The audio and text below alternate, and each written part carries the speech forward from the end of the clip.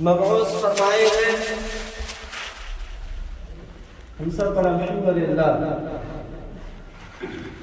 اس کے بعد آخری نبی، آخری لیڈر، مآمنہ کلام، تاجدار مدینہ محمد صلی اللہ علیہ وسلم کے اوپر ہزار ہزار درود و سلام نازل ہو۔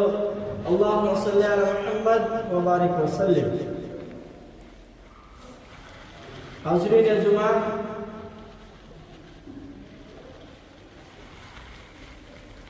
آج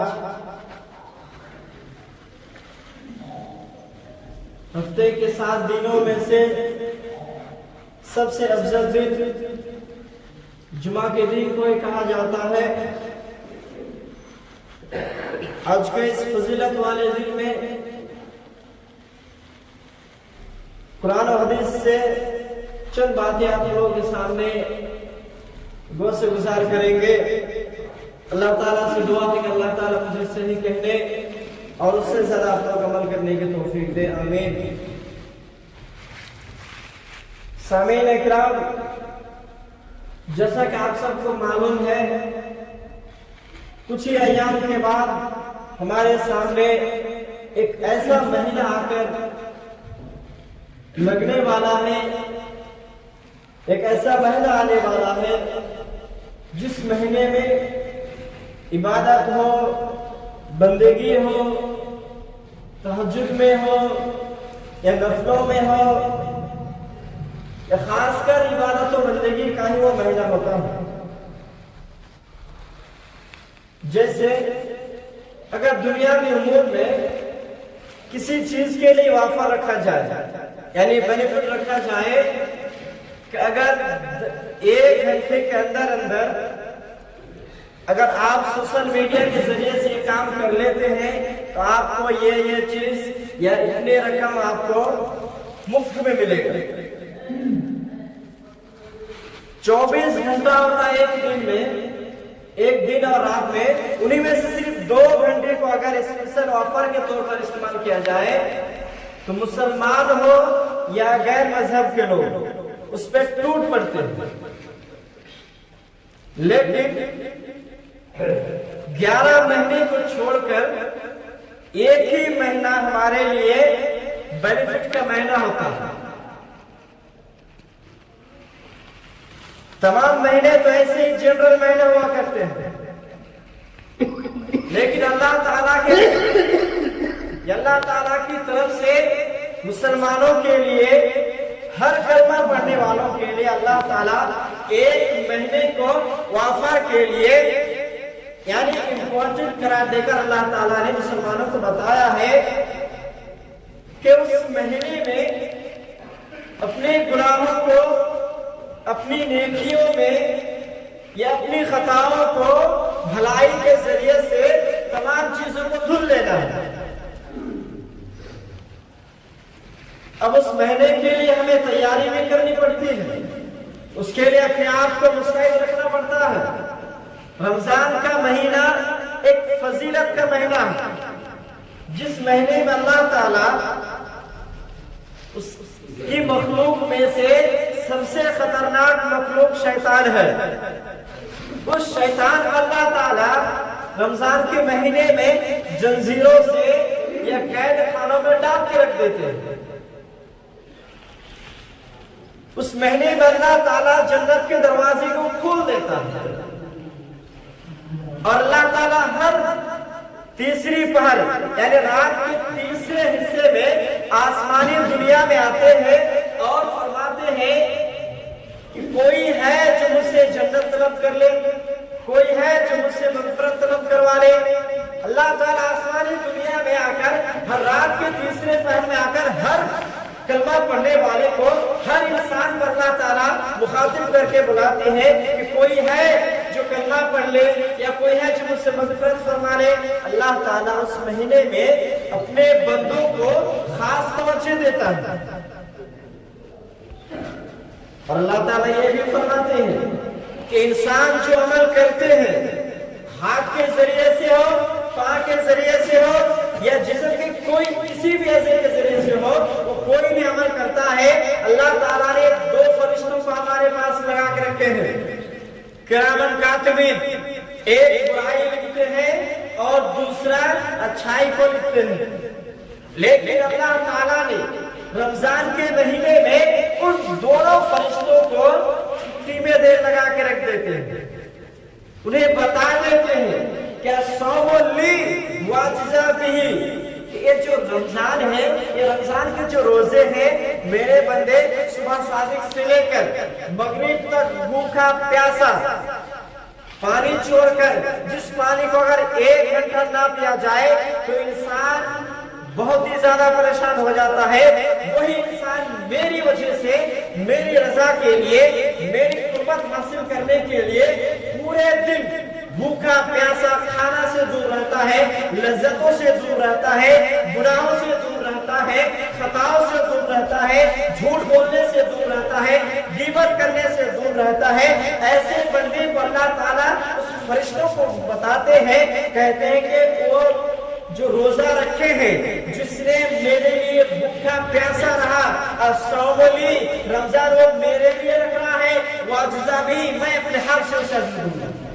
ये अल्लाह ताला का कहना। अगर इस दारे पानी के अंदर या किसी घर के माहौल में जो सबसे ज्यादा मुअज्जज है, जो सबसे ज्यादा बादशाहियत करने वाले हैं, या बादशाह के दरबार में आकर किसी भी सेनापति को या रियाया को कहा जाए कि आज आपको बादशाह अपने हाथ से खुद इनाम देने वाले हैं, या खुद आपको इनाम और सवाब से नवाजने वाले हैं, उस गुलाम के लिए बहुत ही हसीन मौका होता है वो।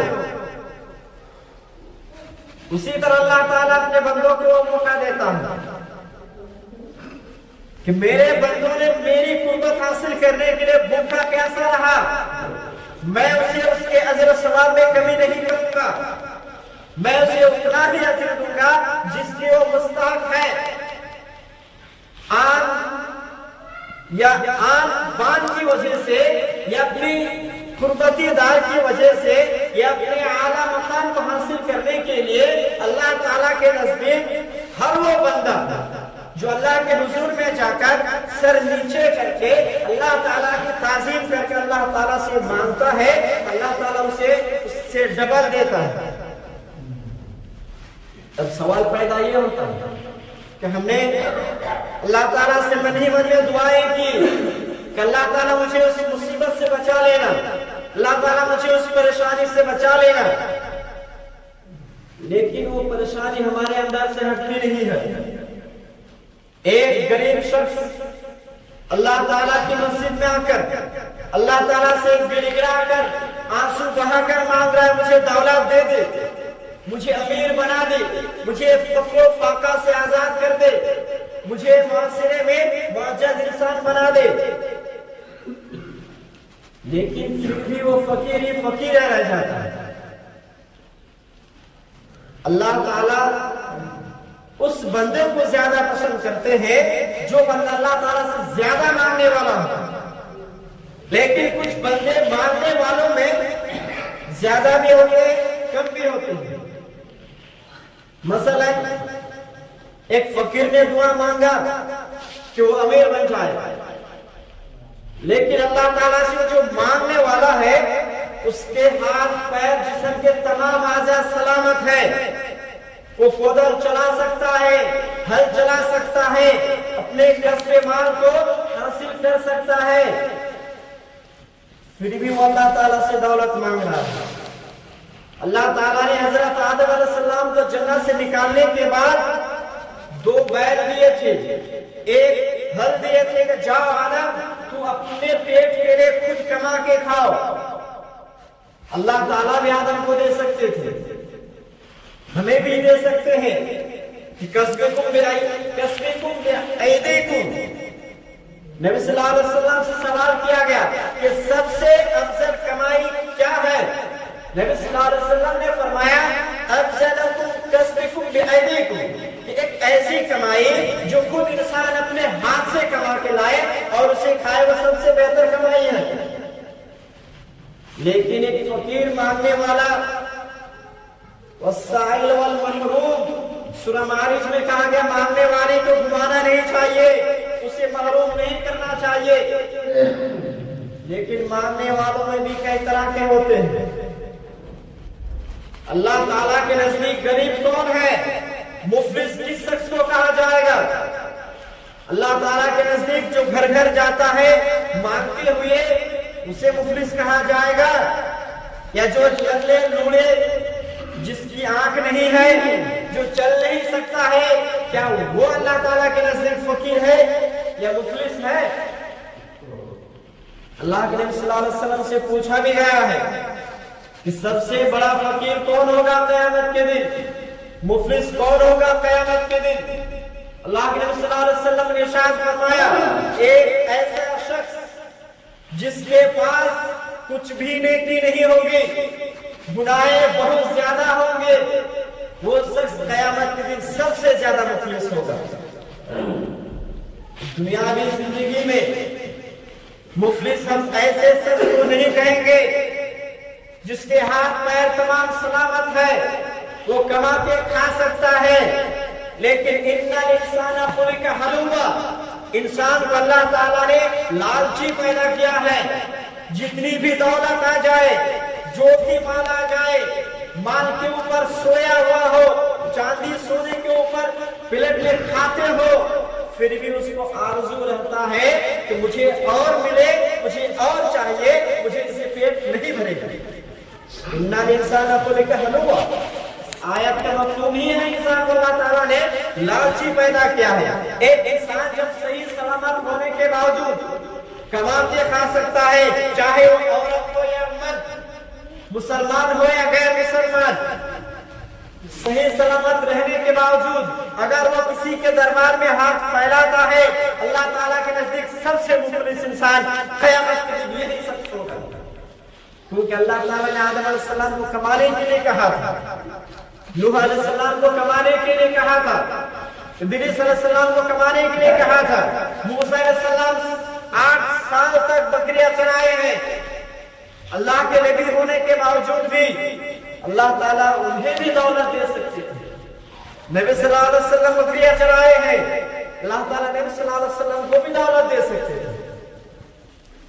تو میرے مسلمان بھائیوں، کچھ ہی دن بعد 10 دن کے بعد ہی ہمارے پاس رمضان کا مہینہ آنے والا ہے۔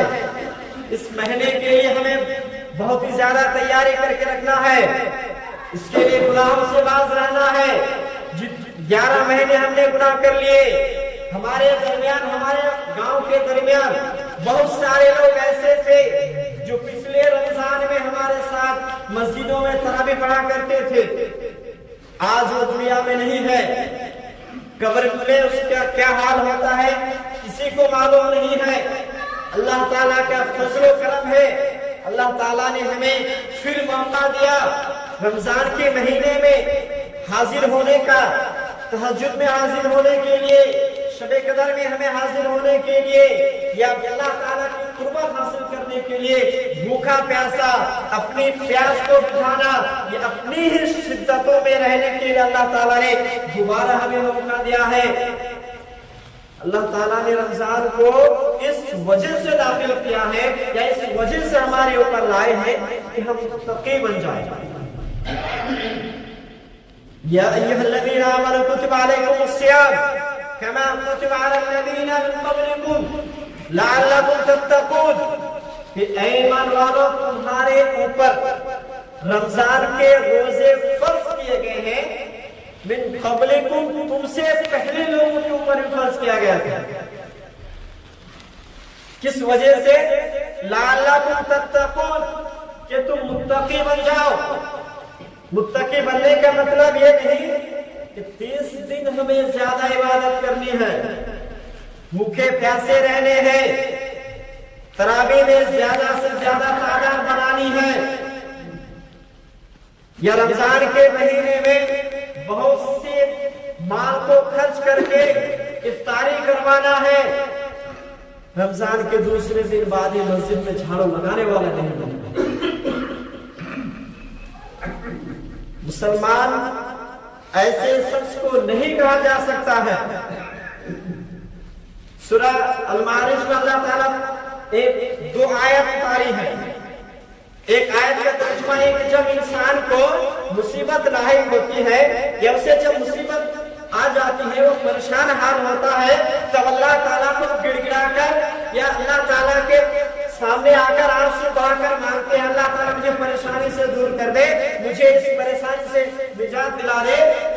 جب وہی بندہ اس پریشانی سے ہٹ جاتا ہے، پریشانی اس سے دور ہو جاتے ہیں، ہو جانے کے بعد وہی بندہ اللہ تعالیٰ کے قریب نہیں آتے ہیں.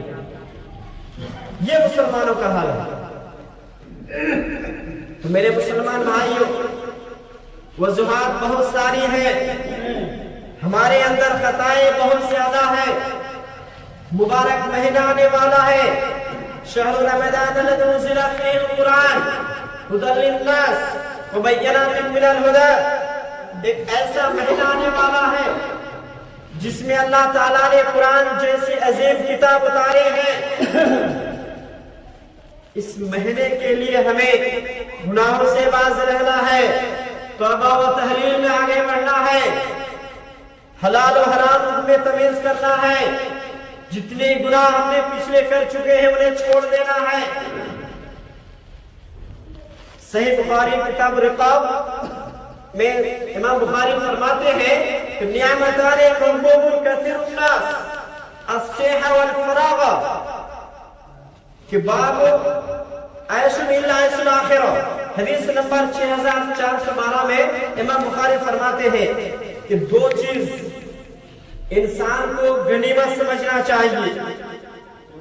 انسان کے پاس اگر وہ دو چیز ہے تو اسے ان دو چیزوں کے بدلے میں اللہ تعالیٰ کا شکر ادا کرنا چاہیے. نعمتان مغبوب، ایک چیز ہے الصحہ، جب تک اس کی صحت اچھی ہے، جسم کے اندر طاقت ہے، عبادت کر سکتا ہے، اللہ تعالیٰ کی منزل پہ آ سکتا ہے، اپنی صحت کو، اپنی تندرستی کو اللہ تعالیٰ کے نزدیک اسے شکر ادا کرنا چاہیے. ایسے بھی مریض ہے جس کا اٹھنا بیٹھنا، بات کرنا، چلنا، کھانا، یہاں تک کہ اشارے تک کرنے کا اسے ہمت نہیں ہوتی ہے. اللہ تعالیٰ اسی لیے کہا ہے نعمتان مغبوب کثیر من الناس، کہ بہت سارے لوگ تو نعمت کو زیادہ اہمیت نہیں دیتے ہیں. جب تک آپ کے پاس تندرستی ہے اللہ تعالیٰ سے شکر ادا کرنا چاہیے کہ اللہ تعالیٰ نے ہمیں تندرست رکھا ہے. دوسری نعمت والفراغ، خالی وقت، آپ خالی وقت سے فارغ ہیں، مصروفیت آپ کے پاس نہیں ہے، آپ اس مصروفیت کے وقت سے باہر ہیں، آپ کے پاس فارغ وقت ہے، آپ اس فارغ وقت کو غنیمت سمجھیے اور اللہ تعالیٰ کی عبادت میں مصروف ہو جائیے. سامنے مبارک مہینہ آنے والا ہے، اس کی تیاری میں، اس کی عبادت و بندگی کے لیے کوئی بھی کسر نہیں چھوڑنا ہے. میرے مسلمان بھائیوں، بہت سارے لوگ قبر میں جا چکے ہیں، بہت سارے لوگ مٹی میں مل چکے ہیں، بہت سارے لوگوں کی ہڈیاں اب تک نشانی میں نہیں ہے. ہمیں بھی ایک دن قبر میں جانا ہے. قبر میں جا کر ہمارے یہ تندرست جسم، یہ صحت، یہ جسم کچھ کام نہیں آنے والا ہے. اللہ تعالیٰ کے نزدیک وہی بندہ سب سے زیادہ عزیز ہے کہ جو اپنے مالک کو، جو اپنے پیدا کرنے والے کو، جس نے صحیح سلامت ہاتھ پیر آزاد دیے، بہت کچھ دیا اللہ تعالیٰ نے، اس کے شکر گزار میں، اس کی بندگی میں، اس کی عبادتوں میں، توبہ و تحلیل میں اپنی زندگی کو ختم کر دے. ایسے بندے اللہ تعالیٰ کے نزدیک سب سے زیادہ محبوب ہوتے ہیں. میرے اسلامی بھائیوں، اللہ تعالیٰ سے دعا ہے کہ اللہ تعالیٰ ہمیں ان تمام خطاؤں سے، ان تمام غلطیوں سے باز فرمائے. جو غلطی ہم نے گزشتہ ایام میں کر لی ہے، ان غلطیوں سے ہمیں باز رہنے کی توفیق دے. اے اللہ تعالیٰ، سامنے رمضان آنے والا ہے، رحمتوں کا مہینہ آنے والا ہے، ہمیں اس مہینے تک زندہ رکھ اور دنیا کی تمام غلطیوں سے، تمام برائیوں سے ہمیں دور رہنے کی توفیق دے. آمین. تقبل یا رب العالمین. اللهم صل على محمد وعلى آل محمد كما صليت على إبراهيم وعلى آل إبراهيم